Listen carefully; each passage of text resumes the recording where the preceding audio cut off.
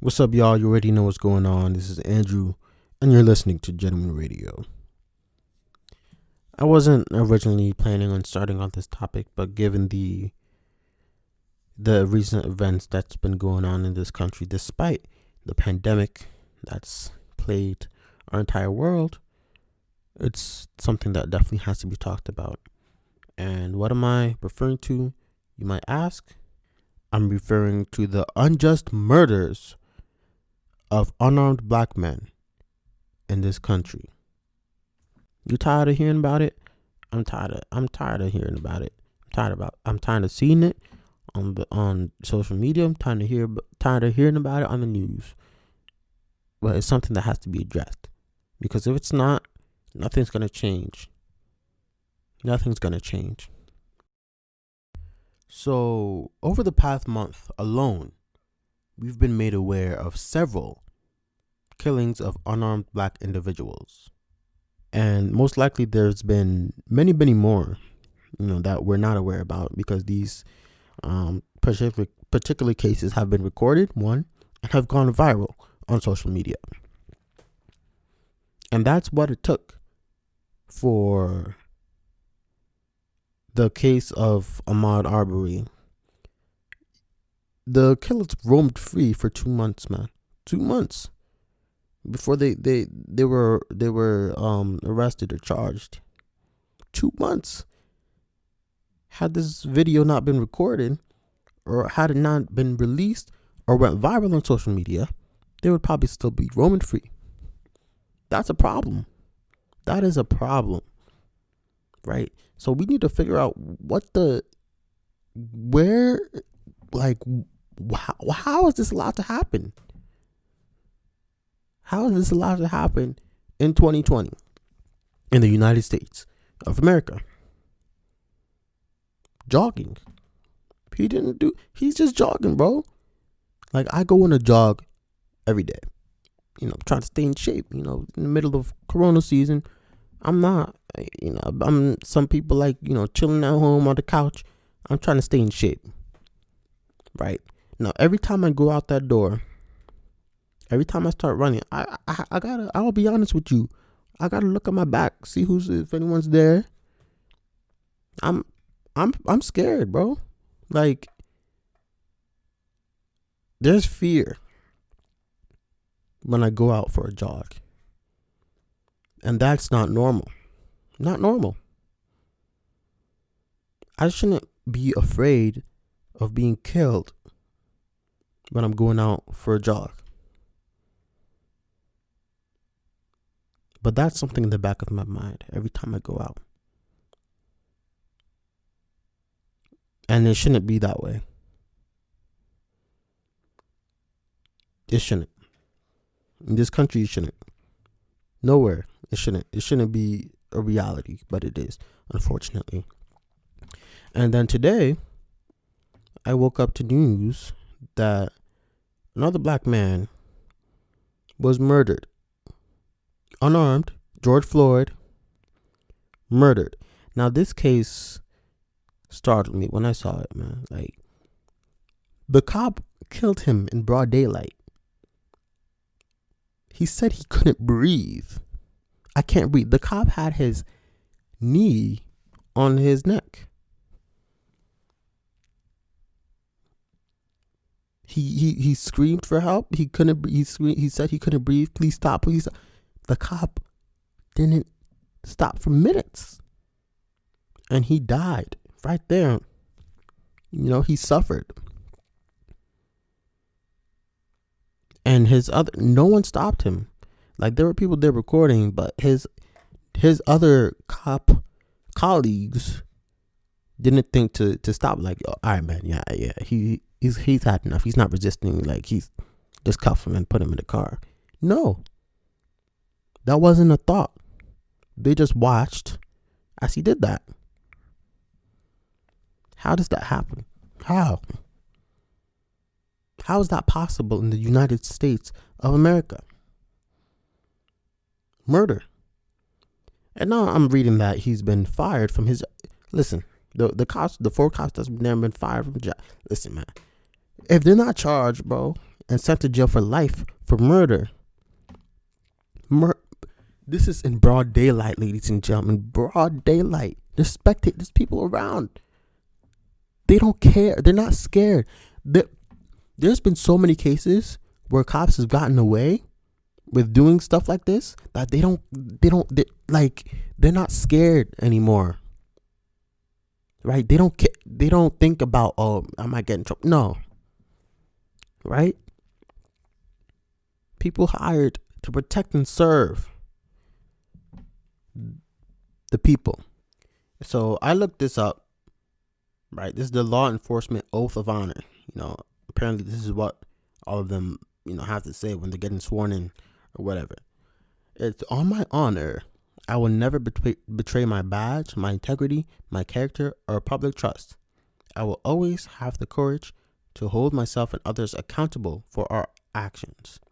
I will always uphold the Constitution, my community, and the agency I serve. That's what they have to say. That's the oath they have to take before they're, sworn in as cops. This is so funny, bro. Never betray my badge, my integrity, hold myself and others accountable. Does that sound like the law enforcement of our country? Does that sound like the law enforcement of our country? I will always have the courage to hold myself and others accountable for our actions. How? Murder. Right? Murder in broad daylight. Is that holding yourself and others accountable for your actions? Is that betraying public trust? Does that help public? If you want to murder someone in broad daylight, does that help foster public trust? Oh yeah, he killed someone. No. But for decades, law enforcement officers have been abusing their power.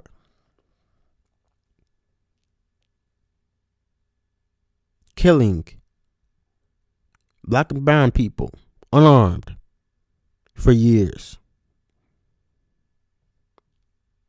with little accountability. If it takes millions of people sharing a video, if it takes a simple, even the fact that a video is necessary for an officer to be arrested or convicted is a problem, right? If it takes millions of people sharing the video for action to be taken, that's a problem.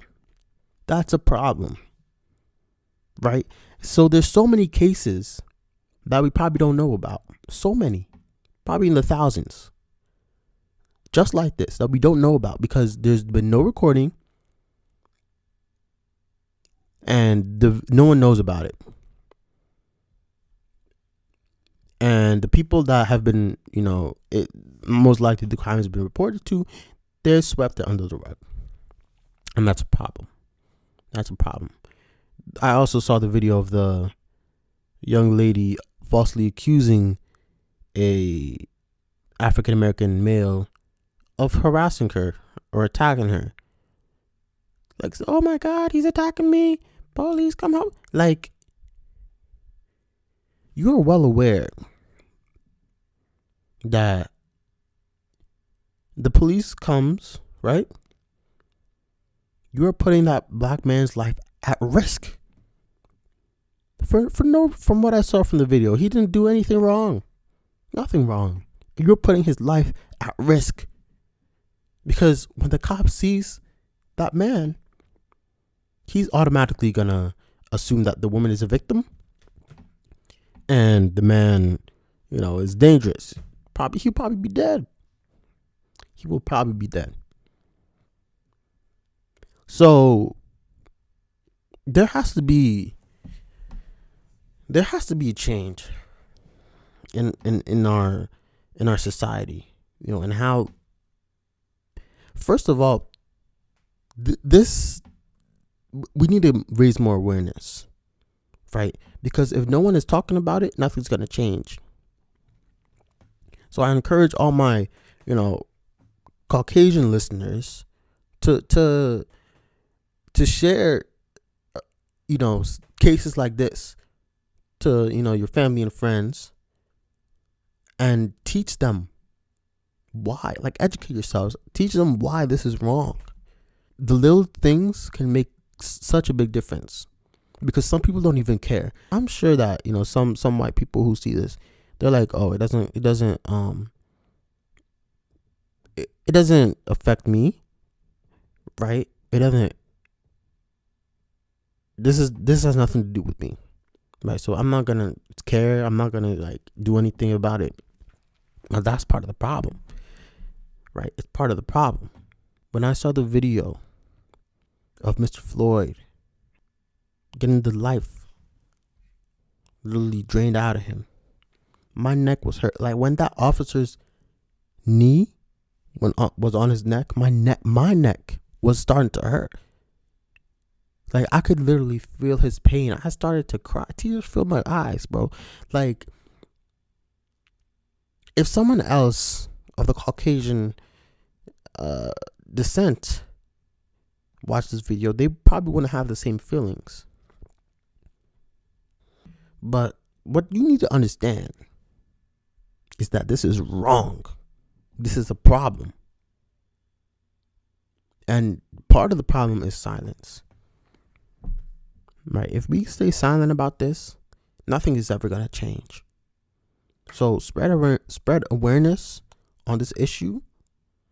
Educate your friends, your parents, everyone. Right? Because that's what I know. You probably know some people in law enforcement. And I'm hoping to have a law enforcement officer come on the show one day so we can have a little chat on what they think on these issues. Because it's modern day slavery, bro. And it's wrong. And it hurts me. Every time I hear something like this, it hurts. Because that could have very easily been me. In the wrong place, in the wrong time, it could have been me. So spreading awareness about these issues, spreading cases like this, like, you need to understand that if it's coming from, people that look like you, people might be more accepting of the information. If I go up to a white person and start talking about this, they probably might tune me off or shut me out. But you know what? That's not going to stop me. Right? And it shouldn't stop you either. Regardless of what your skin color is, you need to be able to stand up for this injustice and these injustices that these people are facing, because this is the country we're living in, and any day this could be you. Think about if the roles were reversed. You wouldn't be very, particularly happy if your people were getting killed, slaughtered, like animals. And the guy showed no remorse. None at all. Being black in America is a scary thing. Like, it is not easy. It is not easy. I saw something on social media one day, and it was like, you search up 4 white teenagers on Google Images, and you see these kids, playing in the park, smiling, stuff like that. And then you search 4 black teenagers on Google Images, and all you see are mugshots. That's a problem. We have to listen. You have to educate yourselves on when you see issues like this. You can't just stay silent. You have to look, because it's all around you. It is all around you. The injustices in this country is there is so many, and it would be hard to ignore or to not see. It's a problem. Racism is a problem. Prejudice, discrimination, it's a problem. All these are problems that needs to be solved. And none of that's going to happen if we stay silent. So I urge each and every one of you, like, even if it's just, people think that sharing stuff on like social media doesn't help. Look what happened. Like, people shared these stories and people got held accountable for their actions. That shouldn't be the case. They should be held accountable for their actions when the proper authorities are made aware of it. So that's called justice. That's why it's called the justice system. But unfortunately, the justice system has failed many of us African Americans today. Surprise, surprise. So I urge each and every one of you to do everything you can in your power. Like, you might feel so powerless. I feel powerless. Like, I felt powerless before. I was like, yo, what could I do? What could I possibly do? African American male in college freshman. What could I possibly do to stop this widespread problem in America? This is part of it, man. This show, this podcast is part of it. It's a small dent in this issue, but I believe that if we all mobilize and we all do our little thing to stop this, to fix this, things will get better. Things sure as hell are better now than they were 200 years ago. But they're nowhere near perfect. So we all got to do better as a community. It's a must. Before we conclude this episode, I read the lyrics of one of my favorite songs that really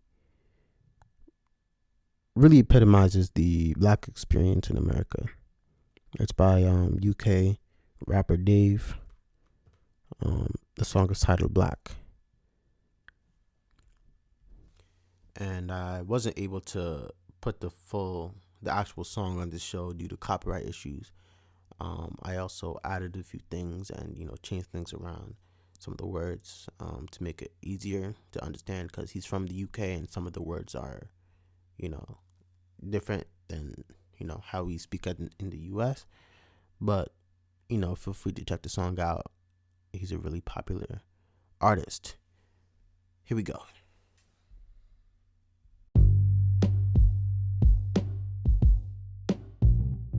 Listen. Black is beautiful. Black is excellent. Black is pain. Black is joy. Black is evident. It's working twice as hard as the people you better than, because you need to do double what they do so you could level them. Black is so much deeper than just African American. Our heritage has been severed. We never got to experiment with family trees, because they teach us about feminine greed, then show us pictures of our fam on their knees. Tell us we used to be barbaric. We had actual queens. Black is watching child soldiers getting killed by other children, feeling sick like, oh shit, this could have happened to me. Your mother watching tell you stories about your dad and your niece. The blacker the berry, the sweeter the juice. A kid dies. The blacker the killer, the sweeter the news. And if he's white, you give him a chance. He's ill confused. But if he's black, he's probably armed. You see him and shoot. Black is growing up around the barber shop. Your mom's saying stay away from trouble. You're in yard a lot, studying for ages, appreciating the chance you got. Cause black is in your blood and you ain't even got the heart to stop. Black is stepping in for your mother because your father's gone, and standing by your children when you haven't proven karma wrong. Black is doing all the above, then going to shop, trying to help the lady cross the road to have her walking off. Black is growing up around your family and making it, then being forced to leave the place you love because there's hate in it. People say you're faking it, never state you're changing it, but black is being jealous. You'd be dead if you had stayed in it. Black is struggling to find your history or tracing it. You don't know the truth about your race because they're erasing it. Black has really got a sour flavor. Here's a taste of it, but black is all I know. There's not a thing that I would change in it. Black isn't a single color, man. There's shades to it. Her hair is straight and thick, but mine's got waves in it. Black is not divisive. They've been lying and I'm hating it. Black has never been in competition. We're all making it. Black is deadly. Black is when you're freezing in your home and you can't get sleep but never feeling empty because you got 20 cousins in your country living stress-free, walking for their water, daughter wrapped inside a bedsheet. Black is distant. It's representing countries that never even existed while your grandmother was living. Black is my Ghanaian brother reading into scriptures, doing research on his lineage, finding out that he's Egyptian. Black is people naming countries on what they trade most: Coast of Ivory, Gold Coast, and the Grain Coast. But most importantly, to show how deep all of this pain goes, West Africa, Benin, they called it Slave Coast. Black is so confusing because the culture, they're in love with it. They take our features when they want to have their fun with it. They never seem to help with all the things we know will come with it. Loud in our laughter, silent in our suffering. Black is being strong inside and facing defeat. Poverty made me a beast. I battled the law in the streets. We all struggle, but your struggle ain't a struggle like me. Well, how could it be when the people gave us the odds that we beat? I mean, what the hell? What about our brothers that are stuck in jail? They couldn't bust a bell. They got the burden and got to live with it. Black is being guilty until proven that you're innocent. Black is saying, free all of my people stuck inside of prison cells. They think it's funny we ain't got nothing to say to them. Unconditional love is strange to them. It's amazing. Black is really got the sweetest flavor. Here's a taste of it. But black is all I know. There's not a thing that I would change in it. And if somebody hasn't said it, equality is a right. It doesn't deserve credit. If you don't want to get it, then you're never gonna get it. You gotta speak up and fight. You can't just take the hit. What we need is more unity, funding for communities, equal opportunities, people under scrutiny, no more immunity, way less hatred, more conversation, more rehabilitation. We need peace creation, injustice cessation. We all gotta work to build a better nation, and most of all, reparations for the time our people spent on plantations. I'm out.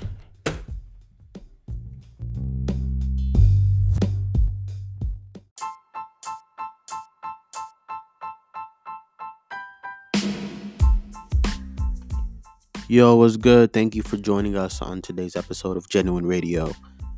If you like today's episode, be sure to follow us on the gram at genuine.radio. And if you're interested in being on a future episode, be sure to DM the account or contact me one way or another. If you also have a business or if you do music or anything like that and you want a shout out on the episode at the end, just reach out to me or DM the account and I'll be happy to do that. As always, keep it real, keep it genuine. Peace out, everybody.